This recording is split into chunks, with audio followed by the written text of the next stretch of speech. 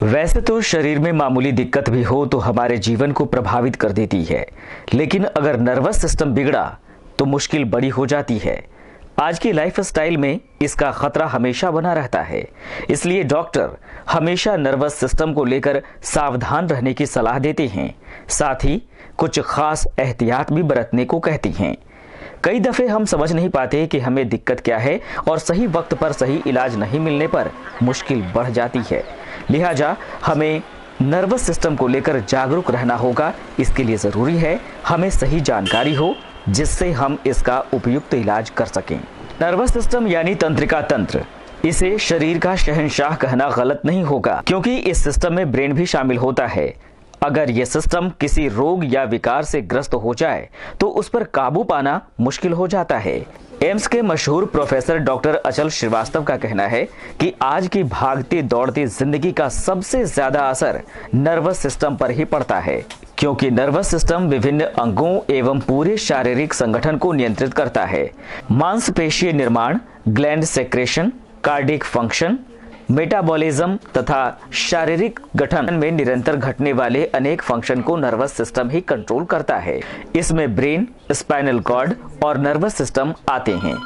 Doctor Srivastava का कहना है कि न्यूरो संबंधी समस्याओं से बचने के लिए हमें स्वस्थ जीवन शैली अपनाना जरूरी है। जरूरी ये भी है कि हम अपनी दिनचर्या को नियंत्रित करें। अगर वर्किंग प्रोफेशनल्स को घंटों बैठकर काम करना पड़ता है तो ऐसे में उन्हें सही तरीके से चेयर पर बैठना चाहिए, नहीं तो उन्हें न्यूरो संबंधी समस्याएं पैदा हो जाती हैं। ऐसे में डॉक्टर अचल श्रीवास्तव लोगों से अच्छी नींद लेने की सलाह तो देते ही हैं, साथ ही घंटों बैठकर काम करने वाले लोगों को वो अपनी दिनचर्या में एक्सरसाइज को शामिल करने को भी कहते हैं। डॉक्टर अचल श्रीवास्तव का कहना है कि शारीरिक या मानसिक रूप से बहुत अधिक तनाव लेने पर शरीर अपनी ऊर्जा का इस्तेमाल इससे निपटने में करता है, जिससे फ्लाइट रिस्पांस कहते हैं। इसमें नर्वस सिस्टम एड्रेनल ग्लैंड को एड्रेनालिन और कार्टिसोल छोड़ने के निर्देश देते हैं। किसी भी चीज का आभास हमें नर्वस सिस्टम के द्वारा ही होता है, जैसे कहीं पर गर्म लगने पर उस अंग को खींच लेना, किसी आवाज पर चौंक जाना या किसी खतरे से स्वयं को बचाना शामिल है। इतना ही नहीं, नर्वस सिस्टम हमारे शरीर को दूसरे तरह की प्रतिक्रियाओं का भी एहसास कराती है। मसल दर्द, खुजली या किसी के छूने का एहसास। अगर आपके नर्वस सिस्टम में गड़बड़ी होती है तो आप इन एहसासों को महसूस नहीं कर पाएंगे। डॉक्टर अचल कहते हैं कि ब्रेन का वजन लगभग 1200 ग्राम होता है। ब्रेन और स्पाइनल कॉर्ड के बीच में से एक पदार्थ निकलता है जिसमें खनिज, पानी, लवण, ग्लूकोज, प्रोटीन आदि पदार्थ होते हैं। ये पदार्थ ब्रेन और स्पाइनल कॉर्ड को नम और पोषण प्रदान करते हैं, जिसे बनाए रखने के लिए संतुलित जीवन शैली बेहद जरूरी है। प्रोफेसर अचल श्रीवास्तव की माने तो न्यूरोलॉजी से जुड़ी इतनी बीमारियां हैं कि आम आदमी उसकी कल्पना भी नहीं कर सकता। रेड नेटवर्क की टीम न्यूरो से जुड़ी होने वाली बीमारियों और उसके निदान के बारे में देश के सबसे बड़े अस्पताल एम्स के प्रोफेसर डॉक्टर अचल श्रीवास्तव से विस्तार से बात की। रेड नेटवर्क में आपका बहुत बहुत स्वागत है। मैं हूं आपके साथ अंजू यादव। आज न्यूरो संबंधित बीमारियों के बारे में बातचीत करने के लिए हमारे साथ एम्स के मशहूर डॉक्टर अचल श्रीवास्तव, जो कि एक न्यूरो विशेषज्ञ हैं, हमारे साथ मौजूद हैं। डॉक्टर साहब, आपका बहुत बहुत स्वागत है हमारे रेड नेटवर्क में। डॉक्टर साहब, मैं आपसे जानना चाहूंगी, इंसान को न्यूरो संबंधित कौन कौन सी बीमारियां होती हैं और इन बीमारियों में सबसे कॉमन बीमारी क्या है, इसके बारे में आप विस्तार से हमें बताइए। देखिए, नर्वस सिस्टम जैसा कि आप सभी लोग जानते हैं कि बहुत ही विशेष स्थान रखता है अगर शरीर के विभिन्न अंगों की बात करें तो। और आज के बदलते समय में किस तरह से अफेक्टेड होता है, जब इतना इम्पॉर्टेंट जगह है तो जरूर अफेक्टेड होगा, किस तरह से हो सकता है उसको समझने की कोशिश करते हैं। देखिए, सबसे पहले जो हम ये समझना चाहेंगे कि कौन सी ऐसी बीमारियां हैं जो नर्वस सिस्टम की वजह से हो जाती हैं, तब हम इस बात को समझ पाएंगे कि कौन सी हैं जो कि बदलते समय की वजह से हैं। तो जो प्रमुख बीमारियां हैं वो है स्ट्रोक, जिसको हम पैरालिसिस कहते हैं। उसके अलावा एपिलेप्सी, जिसमें कि झटके आने की बीमारी या मिर्गी की बीमारी जिसको कहते हैं। उसके अलावा सरदर्द की तकलीफ, और उसके अलावा बहुत सारे ऐसे डिसऑर्डर्स हैं जिसमें कि डिजेनरेशन होता है मस्तिष्क में, मस्तिष्क की कोशिकाएं जो हैं वो समय से पहले क्षतिग्रस्त होने लगती हैं और उसकी वजह से बहुत सारी बीमारियां होती हैं। उसमें सबसे प्रमुख है पार्किंसंस डिजीज़ या फिर अल्जाइमर्स डिजीज़। इसके अलावा बहुत सी अन्य बीमारियां हैं जो कि जेनेटिक कारणों से होती हैं और जेनेटिक कारणों की वजह से जल्दी उनमें, अगर वापस से हम बात करें तो मस्तिष्क की कोशिकाएं नष्ट होने लगती हैं। तो जिस तरह की कोशिकाएं नष्ट होती हैं उस प्रकार की बीमारी आती है। जैसे कि एक उनमें से बीमारी है एटेक्सियास, जिसमें कि इम्बैलेंस हो जाता है आदमियों को। तो अब हम इन बीमारियों पर अगर नजर डालें तो कुछ बीमारियां होंगी जो कि हमारी वजह से हो जाती हैं, कहना चाहिए। जैसे कि हमने कुछ अपने पर ध्यान नहीं रखा, हम ब्लड प्रेशर पैदा कर लिया अपने अंदर, शुगर पैदा कर लिया अपने अंदर, या फिर हार्ट की बीमारी पैदा कर ली, या फिर जो है अगर हम सर दर्द की बात करें या माइग्रेन की बात करें तो उसमें कई सारे फैक्टर्स ऐसे हैं जिसका हमें ध्यान रखना चाहिए। नहीं ध्यान रखेंगे तो उसकी वजह से हमें बार बार सर दर्द की तकलीफ होती रहेगी। तो ऐसी चीज़ें हैं जो बदलते परिवेश की बात करें या बदलते समाज की बात करें, उन कारणों से होने वाला।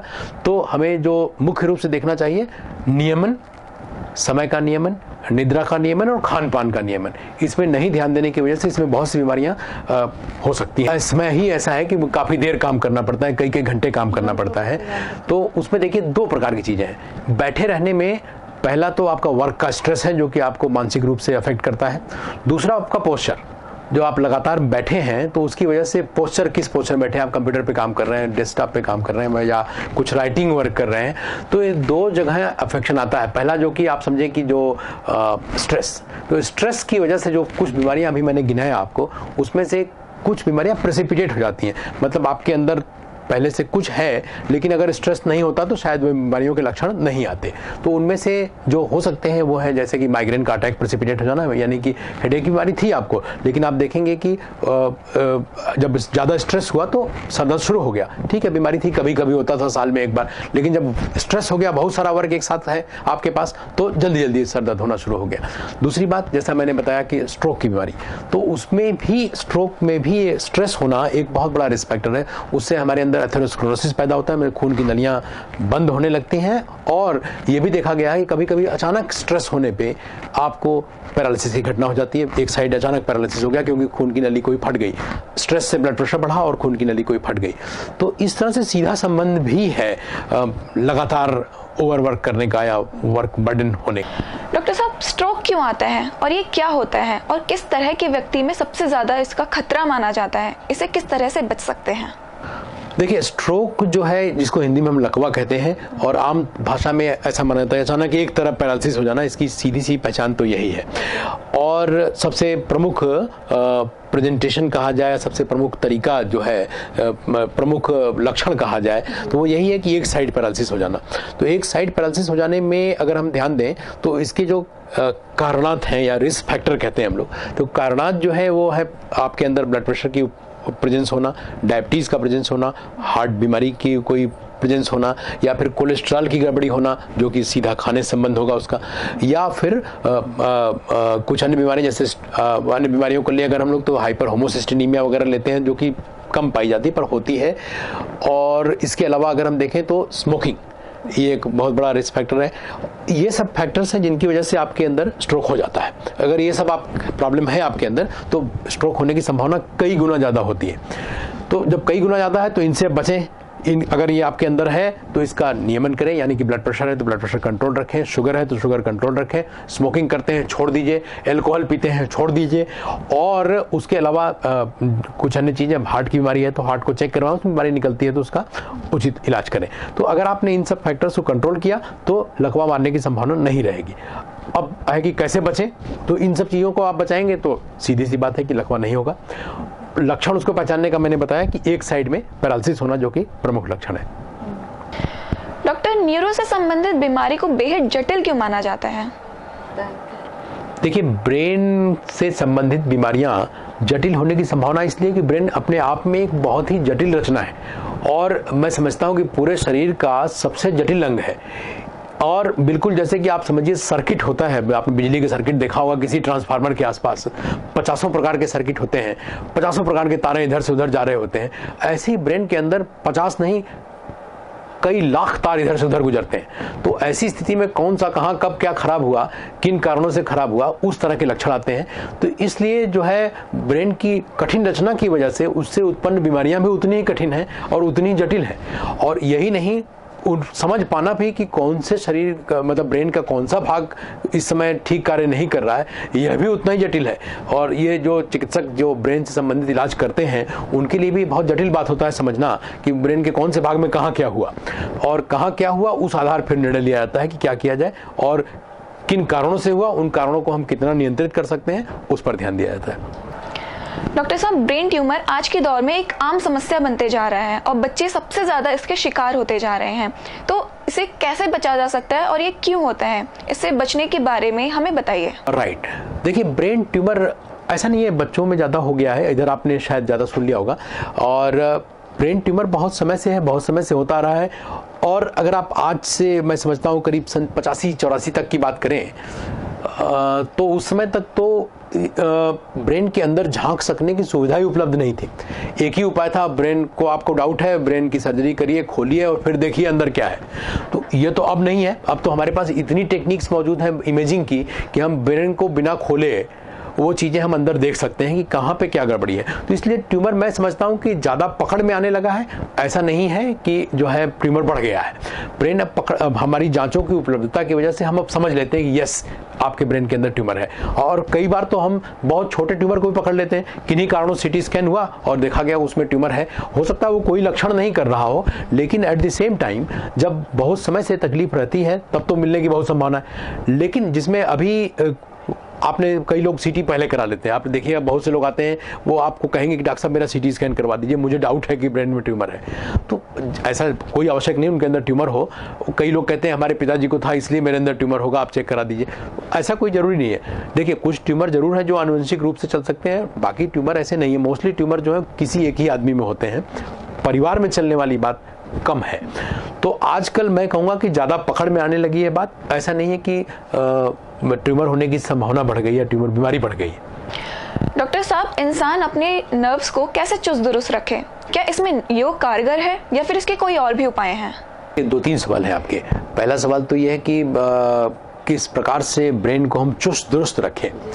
तो ब्रेन को जैसा हमने बार बार उल्लेख किया कि बहुत महत्वपूर्ण रचना है हमारे शरीर की, तो उसको चुस्त दुरुस्त रखना बहुत ही आवश्यक है, वरना जटिल बीमारियां जैसा हम बात कर रहे हैं हो जाती है। तो चुस्त दुरुस्त रखने के लिए कोई अलग से उपाय नहीं है। अगर आप ध्यान दीजिए तो ब्रेन जो है, शरीर के अन्य भागों को देखिए तो वो उसको अगर ब्रेन से कंपेयर करिए तो इतना व्यवस्था कर रखा है भगवान ने कि इतना ठोस स्ट्रक्चर बना रखा है ऊपर कि अंदर जो है किसी प्रकार से डैमेज नहीं हो।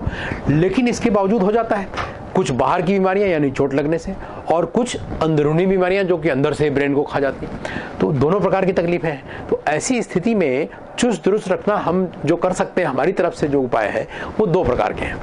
पहला उपाय है संतुलित आहार का उपयोग करना। संतुलित आहार जब हम कहते हैं तो उसमें जो है जितना प्रोटीन, जितना शुगर और जितना फैट शरीर को जाना चाहिए उतना खाइए। उसके अलावा विटामिन और मिनरल्स की जो बात है वो आप उस तरह से जब आप किसी डाइटिशियन से मिलकर चार्ट बनवाएंगे खाने का, तब आपको समझ में आएगा कि हाँ ये। लेकिन वो डाइटिशियन चार्ट कब देता है? जब कोई बीमारी होती है। आम आदमी किसी डाइटिशियन के पास जाके चार्ट नहीं लेता है कि जी मुझे आप चार्ट दो, मैं उसी तरह से आज से खाऊंगा। ऐसा नहीं है। तो कोई बीमारी होने पे चार्ट मिलता है। लेकिन संतुलित आहार मैं समझता हूँ कि आजकल जो आम घरों में खा रहे हैं मोस्टली संतुलित आहार है, और उसमें हम जो है फ्रूट्स का जरूर उपयोग करें, हरी साग सब्जियों का जरूर उपयोग करें।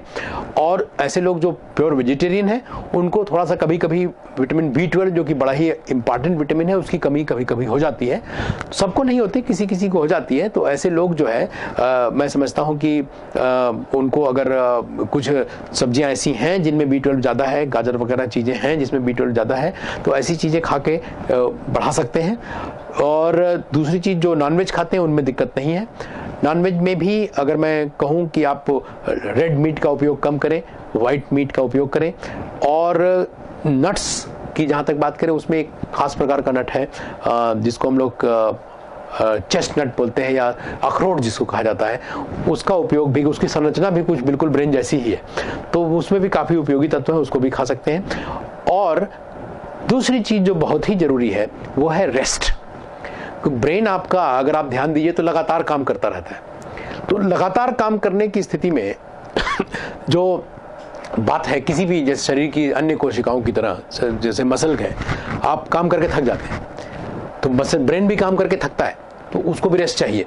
तो अगर आप ध्यान दें तो आप देखिएगा कि 24 घंटे में आदमी 8 घंटे सोता है। मतलब अगर किसी की लाइफ मान लीजिए 75 वर्ष है तो 25 वर्ष उसका सोने में गुजरना चाहिए ओवरऑल।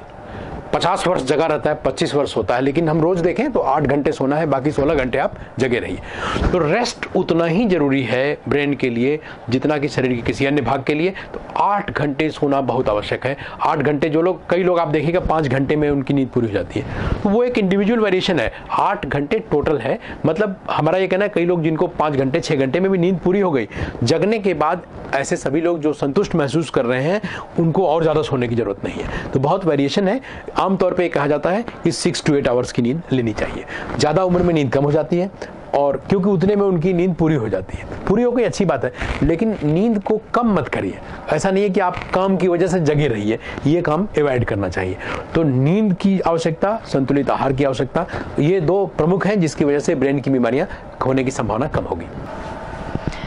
डॉक्टर साहब कहते हैं कि एक समय के बाद इंसान के पैर का या हाथ का हिस्सा, दोनों में से एक हिस्सा काम करना बंद कर देता है। इसे या तो नस सूख जाना कहते हैं या नस दब जाना कहते हैं, आमतौर पर, आम भाषा में।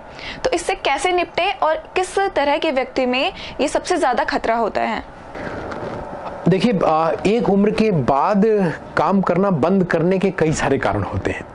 उसमें हर बार हम मस्तिष्क को ब्लेम करें ये उचित नहीं है। उसके बहुत सारे कारण होते हैं। जैसे कि आप देखिए, आर्थराइटिस की तकलीफ, जोड़ों के दर्द की तकलीफ, जिसमें अक्सर आपने देखा होगा जो घुटने जवाब दे देते हैं, काम नहीं करते, तो उसमें आदमी खड़ा नहीं हो पाता, चलना बड़ा मुश्किल होता है, दर्द बना रहता है।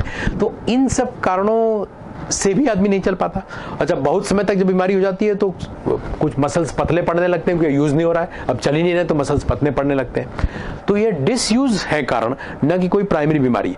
अन्य बीमारियां होती हैं जिसमें कि नसें पतली पड़ जाएं या मसल पतली पड़ जाए, तो वो अलग बात है, उसको सर्च करके उसका इलाज बताया जा सकता है। अगर कोई ट्रीटेबल इलनेस निकलती है, नहीं निकलती है तो बात अलग है। वो ऐसी बीमारियां हैं जो कि नहीं ट्रीट की जा सकती हैं, बहुत सी ऐसी हैं जो ट्रीट की जा सकती हैं। तो अगर मरीज को इस प्रकार की दिक्कत है जिसमें उनको लग रहा है कि मांसपेशियां कुछ पतली पड़ गई, तो उनको डॉक्टर से संपर्क करना चाहिए, मिलना चाहिए। तब डॉक्टर निर्धारित करेंगे कि इसका इलाज करने वाला है या जांच करने की जरूरत है, नहीं है। लेकिन मैं फिर से कहूंगा कि कई अन्य कारण हैं, सिर्फ मस्तिष्क और नसों को ब्लेम करने के बजाय, जिसका मैंने एक सबसे छोटा सा एग्जाम्पल दिया कि ऑस्टियोआर्थराइटिस, जोड़ों के दर्द की तकलीफ, उसकी वजह से भी चलना मुश्किल होगा। तो चलना मुश्किल होने के बहुत से कारण हैं, तो अन्य चीजों पे भी ध्यान दिया जाए। डॉक्टर साहब, न्यूरोसर्जरी क्या है? ये किस तरह की बीमारी में किया जाता है? न्यूरोसर्जरी, उसमें 2 पार्ट हैं, एक न्यूरो और दूसरा सर्जरी।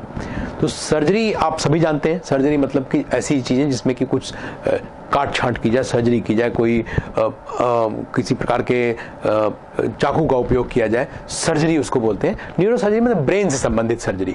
तो ब्रेन से संबंधित सर्जरी की जो डिसिप्लिन है कहा जाए, या जो विधा है जो ये काम करती है, उसको हम न्यूरो सर्जरी कहते हैं। और न्यूरो सर्जरी में जो ज़्यादातर काम होते हैं वो यही है कि जैसे ब्रेन ट्यूमर बन गया तो उसकी सर्जरी होती है। कई बार सर्जरी इसलिए की जाती है कि नस फट गई ब्रेन के अंदर, तो कई बार उस स्थिति में सर्जरी होती है। और कई बार प्रेशर बढ़ गया ब्रेन के अंदर तो एक पाइप लगाई जाती है जो कि प्रेशर रिलीज करने के लिए शंट का काम करती है। तो कई प्रकार की सर्जरियां हैं जिसमें जैसी जरूरत होती है उस प्रकार से किया जाता है। डॉक्टर साहब, सर्वाइकल स्पॉन्डिलाइटिस क्या होता है? ये गंभीर कब बन जाता है और इससे पीड़ित व्यक्ति को क्या करना चाहिए? सर्वाइकल स्पॉन्डिलाइटिस जो एक प्रकार की तकलीफ है, जो कि हम समझते हैं, ये कहना चाहिए कि उम्र से संबंधित बीमारी है, ज़्यादा उम्र के लोगों में ज़्यादा पाई जाती है। लेकिन आजकल ये देखा जा रहा है कि 25 वर्ष 20 वर्ष के आदमी में भी ये डेवलप हो जा रही है। तो उसको मैं समझता हूँ कि हमारी जो प्रवृत्ति है, जो आजकल चेंज हुआ है सिनेरियो में, हम अब फिजिकल लेबर कम करते हैं, ज़्यादातर लेबर हमारा मानसिक है, तो मूवमेंट बहुत कम है। तो आप देखिए जब स्पॉन्डिलाइटिस हो जाती है तो कहा जाता है आप एक्सरसाइज करिए गर्दन की, तो उसी तरह की बात है कि एक्सरसाइज का पैटर्न खत्म हो गया है। आजकल बहुत कम लोग होते हैं जो रेगुलर एक्सरसाइज करते हैं। आप 50 आदमी से मिलिए, उसमें 2-3 मिलेंगे जो कहेंगे हाँ जी मैं तो रोज 1 घंटा एक्सरसाइज करता हूँ। 10 आदमी मिलेंगे जो कहेंगे हाँ थोड़ा हाथ पैर हिला लेता हूँ। बाकी 30-35 आदमी कहेंगे नहीं कैसे एक्सरसाइज, हमारे पास तो समय ही नहीं है। तो ये जो चीज़ है वो ये है कि कम उम्र में ही अब ये पाया जा रहा है। डिजेनरेशन है समय से पहले, और डिजेनरेशन ब्रेन का नहीं है, ये डिजेनरेशन है हड्डियों का। तो जो सर्वाइकल के अंदर जो हड्डियां हैं उनके अंदर डिजेनरेशन हो जाता है, उनमें गलत ढंग की ग्रोथ हो जाती है, और जो गलत ढंग की ग्रोथ जो है वो नर्व्स पे प्रेशर डालती है, उसकी वजह से लोगों को दर्द शुरू हो जाता है, गर्दन में दर्द, और वो हाथ में भी आने लगता है, सुन्न होने लगता है हाथ। कभी रात में सो जाते हैं हाथ सुन्न हो जाता है, फिर गर्दन इधर उधर घुमाने पर सही हो जाता है। इसमें अगर आदमी ने एक्सरसाइज नहीं किया आगे तो उसका दर्द दिन पर दिन बढ़ता जाता है, हड्डियों की जो ग्रोथ है बढ़ती चली जाती है, और कभी कभी इतनी बढ़ जाती है कि जो वर्टिब्रल कॉलम है जो जिसमें की ग्रोथ हो रही है उसके अंदर जो रीढ़ रज्जु गुजरती है उसके अंदर उसके ऊपर प्रेशर पड़ने लगता है। तो जब प्रेशर पड़ने लगता है तो कभी कभी इतना प्रेशर पड़ जाता है कि रीढ़ रज्जु का काम करना ही बंद हो जाता है। अब काम करना बंद करने का अर्थ हुआ कि हाथ पैर की पैरालिसिस हो जाना, हाथ पैर बिल्कुल ही काम नहीं करेगा। आपने कई केसेस सुने होंगे कि सर्वाइकल स्पॉन्डिलोसिस था, बाद में जी उनको प्रेशर इतना बढ़ गया कि सर्जरी करानी पड़ गई। कई बार सर्जरी बहुत लेट होकर हुई तो फिर काम वापस भी नहीं लौटता, हाथ पैर खराब ही हो जाते हैं। डॉक्टर साहब, क्या न्यूरो संबंधित बीमारी जन्मजात भी हो सकती है? बहुत सी ऐसी हैं जो जन्मजात भी हैं, सभी तो नहीं, लेकिन बहुत सी ऐसी बीमारियां जो जन्मजात हैं जो कई तो ऐसी हैं जो कि पैदा होते ही आपने देखा कि हाथ पैर ठीक नहीं चल रहा है बच्चे का, तो वो कुछ एंजाइम डिफेक्ट्स हैं, कुछ एंजाइम डिफेक्ट्स हैं जिसकी वजह से बच्चे में फंक्शन नहीं आ रहा, मसल में प्रोटीन नहीं, मसल में जो है एटीपी जनरेट नहीं हो रहा, मसल काम ही नहीं कर रही, तो जन्मजात बीमारी है। तो कई एंजाइम्स के डिफेक्ट हैं, कई ऐसी जन्मजात बीमारियां हैं जो कि मैं समझता हूं कि टाइम बम जैसी हैं। तो बीमारी तो जब पैदा हुए तभी आपके अंदर हो गई, लेकिन उसके लक्षण जो हैं एक खास उम्र में प्रकट होंगे, जैसे खास करके 30-32 वर्ष की उम्र के आसपास। तो लोग कहते हैं जी 20-25-30 साल तक तो मैं बिल्कुल ठीक था, पता नहीं क्या हो गया, ये जब से पिछले साल से मैं देख रहा हूँ कुछ बैलेंस की गड़बड़ी आ गई। कोई कहता है मसल पिघल रही है, कोई कुछ तरह तरह की लोग तकलीफें बताते हैं, डिपेंडिंग ऑन कौन सी कैसी वाली बीमारी हुई है। तो जन्मजात बीमारियां भी हैं दो तरह की, एक जिनके लक्षण तुरंत आ जाते हैं, एक जिनके लक्षण समय के साथ आते हैं। समय के साथ से अर्थ ये हुआ कि जो कोई 30-32 वर्ष में आते हैं, कोई 8-10 वर्ष की उम्र में आते हैं, कोई 15 वर्ष की उम्र में आते हैं, कोई 3-4 वर्ष की उम्र में आते हैं। तो ये कौन सी वाली बीमारी हुई है वो उस पर निर्भर करेगा किस उम्र में प्रकट होगी। इनको मैं कहूँ टाइम बम डिपेंडेंट बीमारियां हैं तो गलत नहीं होगा। डॉक्टर साहब, एपिलेप्सी क्या होता है और इससे छुटकारा किस तरह से पाया जा सकता है? देखिए, एपिलेप्सी एक हिंदी में कहूँ तो मिर्गी की बीमारी, और मिर्गी की बीमारी में इसमें तकलीफ जो है आदमी बेहोश हो जाता है। कई बार शरीर का कोई अंग अकेला ही हिलता है, कभी सिर्फ दाहिना हाथ हिला है, दाहिना पैर हिला, ये कभी कभी ऐसा होता है कि पूरा शरीर हिल रहा होता है। और भी कई प्रकार की एपिलेप्सी, जैसे कई बार आदमी अजीब सा व्यवहार कुछ देर के लिए किया और फिर ठीक हो गया, कई बार सिर्फ खड़ा खड़ा गिर गया, बेहोश हो गया, फिर सही हो गया। तो बहुत से प्रकार की हैं, जो इसमें से सबसे कॉमन है वो वाली ये है कि आदमी पूरा शरीर हाथ पैर खूब जोर जोर से हिलता है। तो ऐसी स्थिति में जब खूब जोर जोर से हिलता है तो 2 मिनट के लिए 3 मिनट के लिए हिल के फिर रुक जाता है, तो इसको हम लोग एपिलेप्सी कहते हैं। इसमें आदमी को होश नहीं रहता है, लेकिन उसमें होश मौजूद रहता है। जिसमें शरीर का कोई एक भाग सिर्फ हिला और रुक गया तो उसमें कई बार होश नहीं खोता है, तो उसको हम लोग पार्शियल एपिलेप्सी कहते हैं। ये वाला जो मैंने बताया जनरलाइज्ड एपिलेप्सी है। बहुत से टाइप्स हैं, बहुत से प्रकार हैं दौरों के, लेकिन अब जो सवाल आपका था कि इससे बचें कैसे, इसमें कई सारे जो है जेनेटिक हैं, कई सारे जो हैं जेनेटिक किस्म के हैं, और उससे आप नहीं बच सकते, वो अपने आप आएगा, समय बाउंड होगा, समय के साथ आएगा। जो जेनेटिक किस्म का नहीं है उसके प्रमुख कारणों में है इंजरी मतलब हेड इंजरी हो जाना, कभी चोट लगी, गिरे चोट लगी, या एक्चुअली में बहुत ज़्यादा इंजरी होकर चोट लगी। और दूसरे प्रमुख कारणों में है सिस्टिक सर्कस, एक बीमारी है जिसमें कि ब्रेन में कीड़ा पहुंच जाता है। तो कीड़ा पहुंच जाता है वो हमारे खाने के रास्ते ही जाता है, हमने गंदा खाना खाया, बिना पका हुआ खाना खाया, या फिर हमारे हाथ धोने की आदत नहीं है खाना खाने से पहले, बिना मतलब जो ऐसे पानी पिया जिसमें कि गंदगी है हमें पता नहीं है। तो ये सब कारण है जिसकी वजह से कीड़ा खाने के रास्ते होता हुआ ब्रेन में पहुंचता है, और वहां पे वो उसका अपना लाइफ साइकिल है, उतने साइकिल के बाद वो मर जाता है। तो नया कीड़ा वहां पहुंचता रहता है, पहले वाले कीड़े से नए नहीं बनते, जैसे 4 पहुंच गए तो 4 से 8 नहीं बनता है, नया 5वां 6वां 7वां भी वैसे ही पहुंचता है। तो एक कीड़े वाली बीमारी। इसके अलावा एपिलेप्सी के कारणों में है कोई ट्यूमर होना, तो ये सब जांचों द्वारा पता चलते हैं कि ट्यूमर था या पुरानी इंजरी का निशान है या कीड़े वाला है। और अगर ये सब नॉर्मल है, जांच में सीटी स्कैन किया गया, एमआरआई किया गया, उसमें कुछ नहीं आया, तो कई बार जेनेटिक कारण होते हैं। इसका प्रूफ जो है अक्सर यही रहता है कि परिवार में अन्य किसी व्यक्ति को भी होता है।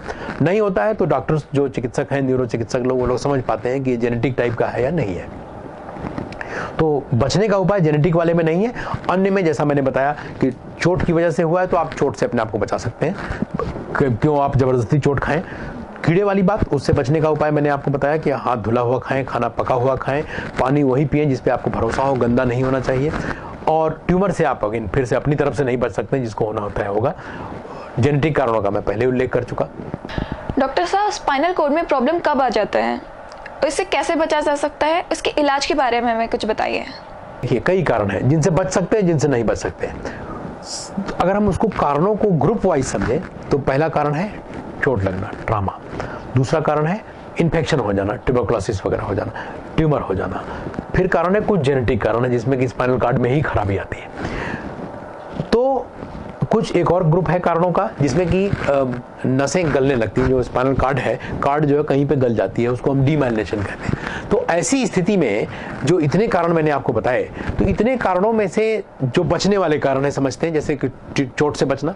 चोट कैसे लगती है? ज़्यादातर चोट जो है, कोई आप सुनेंगे पेड़ पर चढ़ गया था, गिर गया, तो भाई मतलब आप बचिए, सावधानी से चढ़िए। ऐसे पेड़ों पे मत चढ़िए जिसमें कि गिर जाने की, जिनकी डाल टूटने की संभावना है। अब कोई अमरूद के पेड़ पे चढ़ जाए, उसमें जान ही नहीं होती। तो ऐसे पेड़ों पे न चढ़े जिसमें जान नहीं है, समझ बूझ के चढ़ें। चोट से बचाएं अपने आप को। जिस स्पाइनल कॉर्ड में चोट, जैसा मैंने बताया कि अक्सर बहुत बड़े कारणों में है कि चोट लग जाने से स्पाइनल कॉर्ड डैमेज हो जाती है। उसके अलावा इन्फेक्शन से बचें। इन्फेक्शन जो कि सबसे पहला उसमें ट्यूबरकुलोसिस है। तो टीबी से बचने के, जैसे आमतौर पर टीबी से बचने के उपाय वही है, कोई अलग से स्पेशल ट्यूबरकुलोसिस, मैंने स्पाइनल कॉर्ड की ट्यूबरकुलोसिस से बचने का कोई स्पेशल उपाय नहीं है। वही उपाय जो नॉर्मल ट्यूबरकुलोसिस से बचने के हैं, कोई जिसमें कि टीबी से आपको दूर रहना है। घर में किसी को टीबी हुआ तो एक समय होता है उसकी दवा खाने के बाद ही वो दूसरों को एक्सपोज हो, मतलब कि वो उतने समय तक दूसरों के संपर्क में नहीं आए। कम से कम 2 मंथ का समय होता है वो, उसके बाद ट्यूबरकुलोसिस बाहर हो जाता है शरीर से।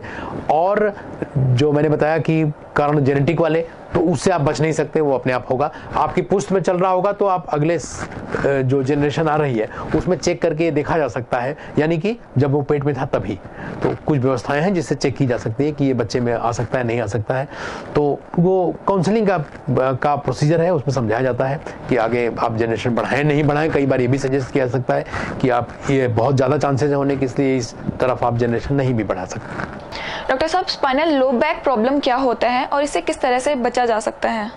ये सर्वाइकल जैसी ही बात है। जैसे सर्वाइकल स्पॉन्डिलोसिस की तकलीफ होती है, लो बैक एक भी लंबर स्पॉन्डिलोसिस बोलते हैं हम लोग, उस रीजन को हम लंबर रीजन कहते हैं। और वहां पे जब स्पॉन्डिलोसिस होती है तो लो बैक एक के रूप में लक्षण उसके आते हैं। और नॉट ओनली लो बैक एक, सिर्फ वही दर्द नहीं बना रहता, बल्कि पैरों में भी दर्द जाने लगता है, कई बार घुटनों तक, कई बार एड़ी तक दर्द पहुंच जाता है, चलता हुआ दर्द। ये नहीं कि घुटने में अलग दर्द है, एड़ी में अलग दर्द है, वो स्पाइनल कॉर्ड से निकल के पीछे पीछे कई बार या साइड से होता हुआ सीधे घुटने तक या एड़ी तक पहुंचता है। तो इसको हम रेडिएटिंग पेन बोलते हैं। तो ये भी सर्वाइकल स्पॉन्डिलोसिस की तरह की ही बात है और लंबर स्पॉन्डिलोसिस। वैसे अगर सिर्फ लो बैक एक कहें तो उसके बहुत से अन्य कारण हैं, कुछ गायनिकोलॉजिकल कारण हैं, कुछ मेडिसिन के कारण हैं, कई बार जिसमें कैल्शियम कम है उनको भी लो बैक एक हो रहा होता है। लेकिन प्रमुख कारण स्पॉन्डिलोसिस की है, जो सर्वाइकल रीजन की स्पॉन्डिलोसिस है, वैसे ही लंबर रीजन की स्पॉन्डिलोसिस होती है जिसमें कि पेन होने लगता है। डॉक्टर साहब, लोगों को न्यूरो संबंधित समस्या ना हो, इसके बारे में आप 5 उपाय लोगों को क्या बताना चाहेंगे? देखिए, न्यूरो जो हम लोग बार बार बात कर रहे हैं, न्यूरो जो है ब्रेन और स्पाइनल कॉर्ड या उनसे जुड़ी हुई जो तंत्रिका तंत्र है उसकी समस्याएं हैं। तो जो सबसे पहला उपाय होता है कि न्यूरो बीमारियों से बचें,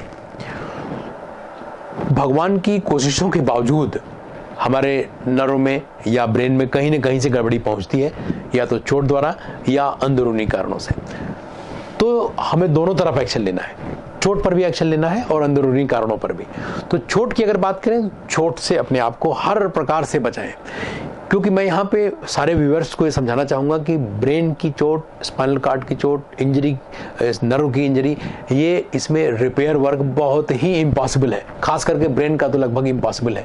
नर्व फिर भी एक बार लोग सर्जरी करके जोड़ने की कोशिश करते हैं, स्पाइनल कॉर्ड में जोड़ना लगभग असंभव हो जाता है। ब्रेन में तो बिल्कुल ही संभव नहीं होता कि कोई सर्जरी करके उतनी सारी सर्किटरी को फिर से जोड़ा जा सके, ये लगभग असंभव है। तो इसलिए नर्व एक नर्व होती है, उसमें जोड़ने की कोशिश अटेम्प्ट करते हैं लोग। ब्रेन में मतलब कई लाख नर्व इधर से उधर गुजर रही, कौन सी किधर गई उसको देख पाना भी मुश्किल होता है, जोड़ना तो बहुत दूर की बात है। तो इसलिए प्रिवेंशन करना ज़्यादा जरूरी। इंजरी से बचाइए अपने आप को, जहाँ भी संभावना है इंजरी होने की, अपने आप को पूरी सुरक्षित महसूस करें, तभी वो ऐसी जगहों पे जाएं। अच्छा, दूसरी बात अब आती है अंदरूनी कारण। अंदरूनी कारण बीमारियाँ, जैसे कि अभी हम लोग स्ट्रोक की बात कर रहे थे, तो हाइपरटेंशन, डायबिटीज़, स्मोकिंग, अल्कोहल, ये सब जो कारण हैं, इन सबसे बचिए। कि संतुलित आहार जैसे अन्य कोशिकाओं की ज़रूरत है, वैसे ही ब्रेन की भी ज़रूरत है, संतुलित आहार का उपयोग करें। और कुछ अन्य बीमारियां जो कि अंदर हो सकती, जैसा मैंने प्रिवेंशन वाली की बात करता हूं बार बार मैं, तो स्मोकिंग के बारे में बताया ही मैंने, स्मोकिंग और अल्कोहल बिल्कुल बैन रखें। बहुत सी बीमारियां नहीं होंगी, ब्रेन की तो छोड़िए, अन्य बीमारियां भी नहीं होंगी। संतुलित आहार की बात किया मैंने, बचने की बात किया मैंने, और इसके अलावा सोना और रेगुलर वॉक, एक्सरसाइज। 5 चीजें पूछा था आपने, मैंने 5 बता दिया आपको। संतुलित आहार की बताया, ट्रॉमा से बचने की बात किया मैंने, बताया। प्रिवेंट करिए अपने आप को उन फैक्टर्स जैसे अल्कोहल और ये, और उसके अलावा जो मैंने कहा कि रेस्ट की जरूरत और एक्सरसाइज की जरूरत। तो रेस्ट की जो जरूरत है, मैंने बताया था अभी कि ब्रेन जो है 1/3 पार्ट ऑफ लाइफ जो है उसको रेस्ट चाहिए, 2/3 पार्ट ऑफ लाइफ काम करता है। तो 1/3 पार्ट ऑफ, अगर हम रोज के दिन पे देखें तो 8 घंटे का रेस्ट चाहिए, 8 घंटे का रेस्ट चाहिए ब्रेन को। और इसी तरह से एक्सरसाइज भी चाहिए। तो एक्सरसाइज जो है वो क्या है, वो प्रिपरेशन है, आपकी तैयारी है कि आगे की जो काम आपको दिन में करना है उसकी तैयारी है। तो उसके लिए आदमी जो है एक्सरसाइज करता है। हर आदमी एक्सरसाइज करना चाहिए, सब लोग नहीं करते, लेकिन मैं व्यूअर्स को बताना चाहूँगा कि हर आदमी निश्चित रूप से एक्सरसाइज करें, व्यायाम करें, रेगुलर व्यायाम करें। रेगुलर व्यायाम करते रहेंगे तो उनको स्पेसिफिक किस्म के व्यायाम की जरूरत नहीं पड़ेगी। स्पेसिफिक किस्म का व्यायाम डिजीज होने के बाद जरूरत पड़ती है। जब आप बीमारी हो ही गई तब फिर आप जाते हैं फिजियोथेरेपिस्ट से मिलते हैं, न्यूरो फिजियोथेरेपिस्ट से मिलते हैं, फिर आपको वो स्पेसिफिक ढंग से समझाता है, जी आप बाकी करें नहीं करें ये वाला बहुत मजबूरी है, करना ही पड़ेगा। तो इसलिए रेगुलर व्यायाम करें तो स्पेसिफिक व्यायाम की आवश्यकता नहीं पड़ेगी। फिर ये 5 चीज़ों का अगर हम बिल्कुल ध्यान रखें, 5 ही, पता नहीं क्यों आपने 5 ही पूछा, तो 5 चीज़ें ही हैं जो बहुत ही ज़रूरी हैं। तो इन 5 चीज़ों पे ध्यान रखें तो मुझे नहीं लगता कि कोई बहुत सी बीमारियाँ होंगी। हाँ, एक बीमारी जिस पर हमारा कंट्रोल नहीं होता वो है जेनेटिक बीमारियाँ, उस पर हम ये 5 करके भी हम कंट्रोल नहीं कर सकते हैं। नहीं, इससे मैं समझता हूँ इतना टिप्स अगर फॉलो करें लोग तो शायद बीमारियाँ ही नहीं हो। जेनेटिक पे नहीं कंट्रोल होगा किसी का, वो अपने आप होती हैं, वो पुश दर पुश चल रही होती हैं, कई बार म्यूटेशन से होती हैं, नए जनरेशन में अचानक नई बीमारी आ जाती है, ये अलग चीज़ें हैं। जेनेटिक बीमारियों का पूरा दृश्य ही अलग है।